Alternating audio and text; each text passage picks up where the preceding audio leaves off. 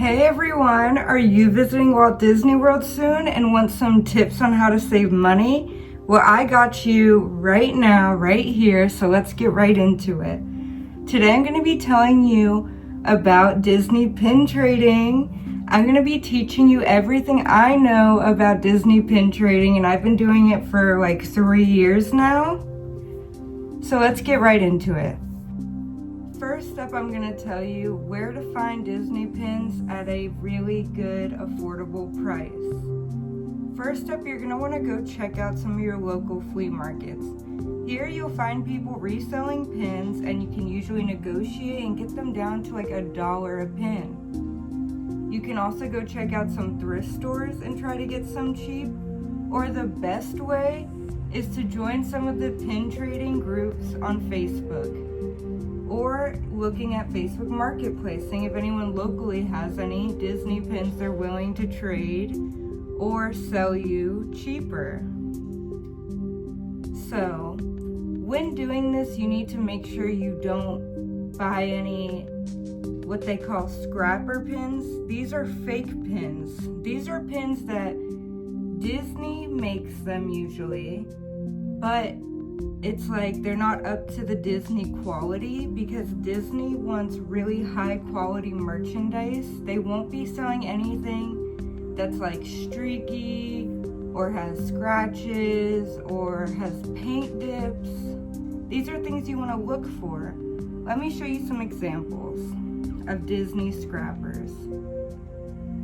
You can see this one is really streaky.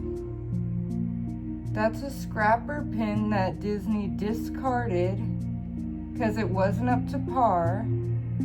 But these factories that make these pins, they don't want to lose money. So what they'll do is they'll sell them on eBay for like 50 cents each, but they're not a good look. You do not want to buy these pins to save money because people don't want to trade them and you're not going to get good pins back for them. Like here's another one, for example. You see how Tinkerbell just looks kind of off? Like she looks funny. She's not how she usually looks as cute. Like see her eyes look weird. Now that's a really cute pin, but it's not authentic. So you have to decide what you want when trading. Here's another one. You see Cinderella or Snow White's eyes, they're just a little off. Make sure you can see it. It's not Disney quality.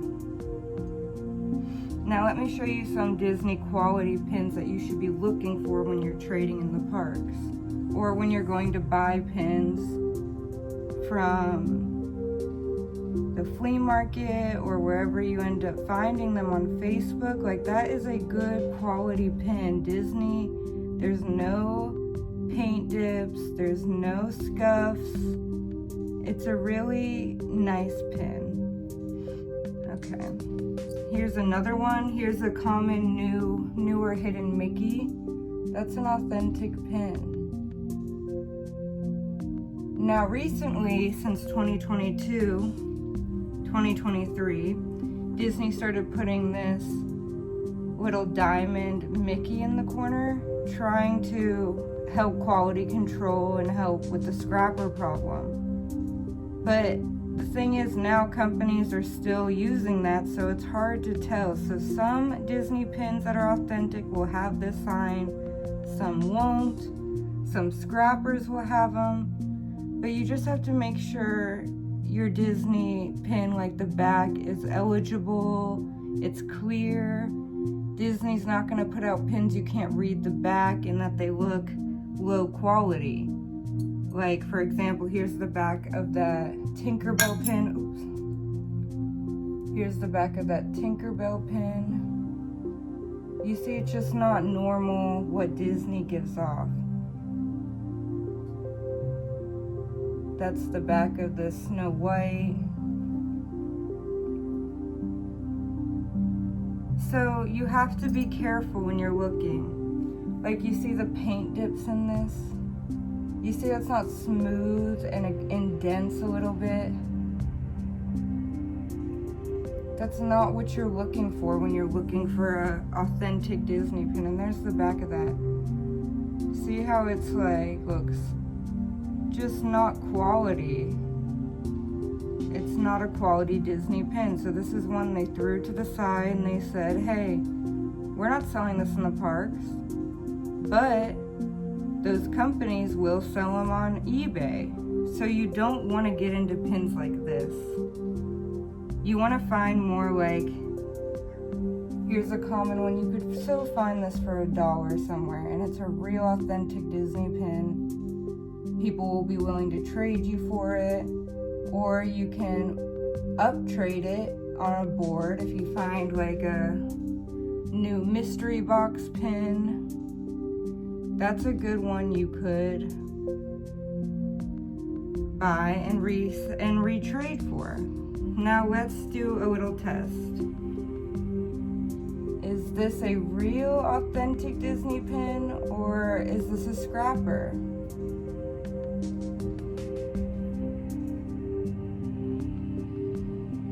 If you guessed a real one, then you were right. Now let's check out this one. Is this a real one, or is this a scrapper? Let me know in the comment section what you think. Okay, if you guessed a fake scrapper, you were right. So you do not want pins like that. Here's another scrapper, for example. You see how the color's off? Like, why is she light pink? She's supposed to be all white. So it's really good when you are buying pins and trading pins to do your research.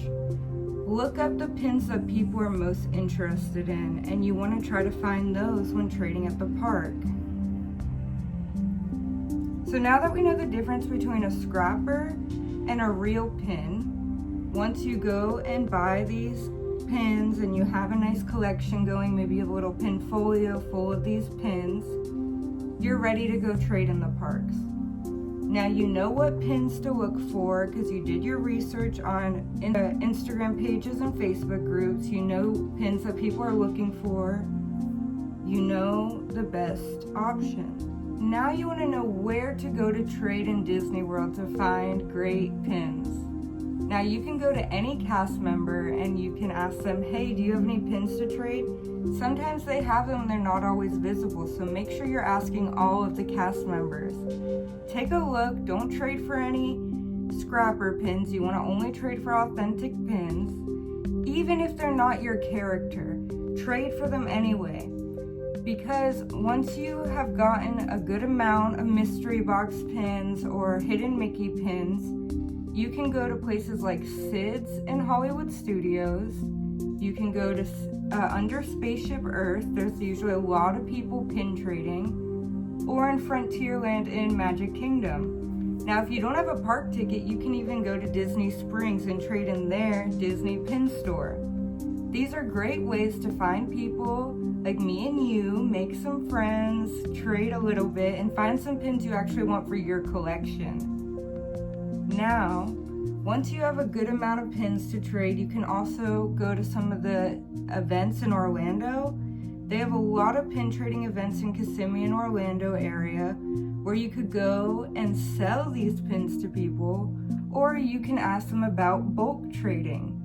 Now, this is what I do. I go up to people and I ask them, hey, would you be interested in bulk trading? I like this $100 pin you have here, but I only have $10, $15 pins. Would you trade 10 of these pins for that one? And people will look and usually they'll say yes. Let me show you some of the pins I did this with.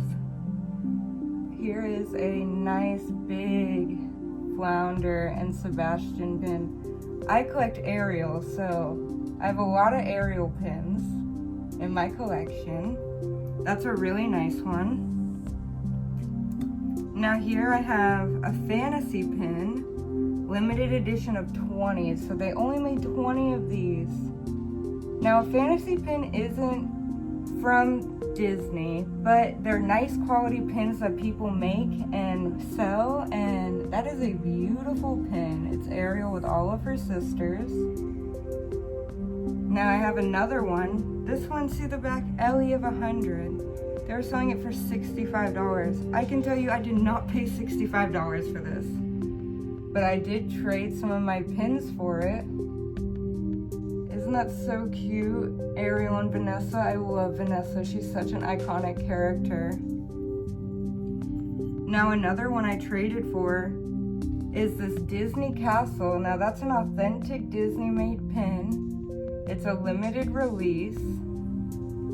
And look, you can even open it up and see the inside of Ariel's castle.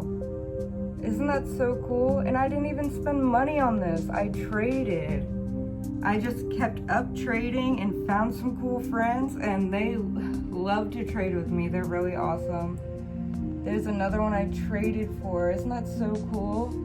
The 100th year Disney pin. That was like $80 pin, and I traded for it. That's limited edition of 300. So they only made 300 of these. And I just learned how to upsell and uptrade, I should say. Now this is an exclusive Disney Imagineering pin. It's limited edition of 300. Look at how cute that is. And I didn't spend money on it. I traded someone for it. Look at how cute. It is so cute. I love this pin. This is one of my favorite pins for sure. Now here's a pin I traded for. Now this pin is worth $100 at least. I've seen it sell for $150. I think I traded her one pin for this. Look at how cute that is.